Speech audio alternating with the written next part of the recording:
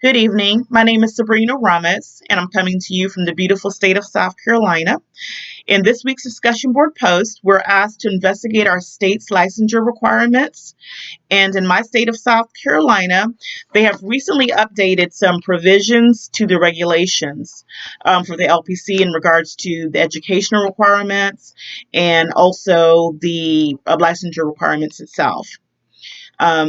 In my state, I didn't realize it, but what you do is when you graduate from a accredited program that has to be KCREP now, um, you start as an LPCA, which is a licensed professional counselor associate. In doing that, you submit an application on forms approved by the board. You show evidence of the completion from a clinical mental health counseling program accredited by KCREP at the time of graduation, like I just said, and you submit evidence of successful completion of a master's degree, specialist degree, or doctoral degree with a minimum of 60 graduate semester hours, primarily in counseling, from a program accredited by a national education accrediting body such as KCREP. And these 9 content areas that they are now requiring people to take, those that have graduated prior to the change, they have to go back, and if they don't have these classes incorporated inside their course, they must take these courses. And the areas cover human growth and development, social and cultural foundations, the helping relationship, group dynamics, processing and counseling, lifestyle and career development, appraisal of individuals, research and evaluation, professional orientation, psychopathology, and diagnostics of psychopathology.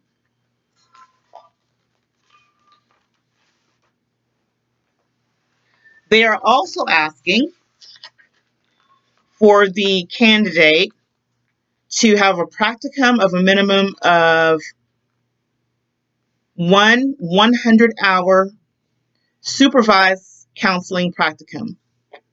They also must have an internship and completed internship as part of a degree program of at least 600 hours under the supervision of a qualified licensed mental health practitioner that included experience assessing and treating clients with more serious problems as categorized in standard diagnostic nomenclature.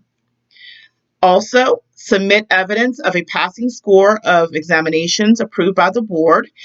They must submit a supervision plan satisfactory to the board, designed to take effect after notice of licensure as a licensed professional counselor associate, LPCA. They also must submit a disclosure statement as found in SC Code section 40-75-270. The provisions and regulations of 36-04 Article 3 regarding educational requirements take effect 2 years from the effective date of the regulation. Students who have graduated from or enrolled in a degree program prior to the effective date can meet the educational licensing requirements pursuant to the educational licensing provisions in effect prior to the effective date. The examinations that my state requires for you to take, it says all licensure candidates must take and pass either the National Counselor Education for Licensure and Certification, NCE, or National Clinical Mental Health Counseling Examination, NCMHCE. And both of these examinations are administered by the National Board of Certified Counselors.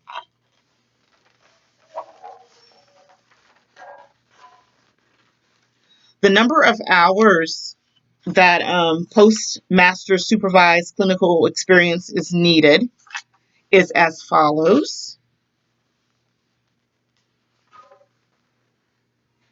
The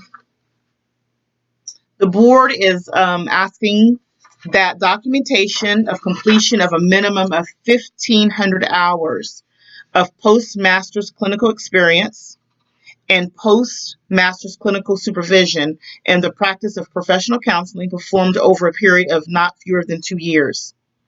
Of the 1,500 hours, 1380 must be documented as direct client contact and a minimum of 120 hours of documented supervision by a licensed professional counselor supervisor or other qualified mental health practitioner. A minimum of 60 hours of the supervised hours must be individual triadic, and the remaining 60 hours must be individual, triadic, or group.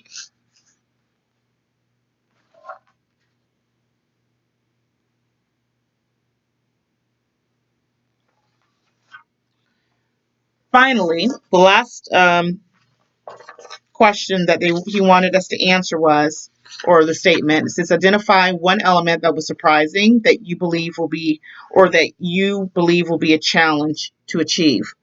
I think the one element that was surprising to me was I was thinking that I would have to work all these 1,500 hours with not being licensed, you know?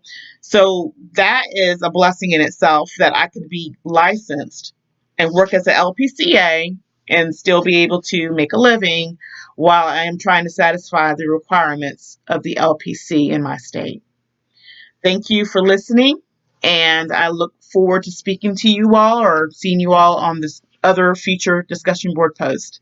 Have a wonderful evening.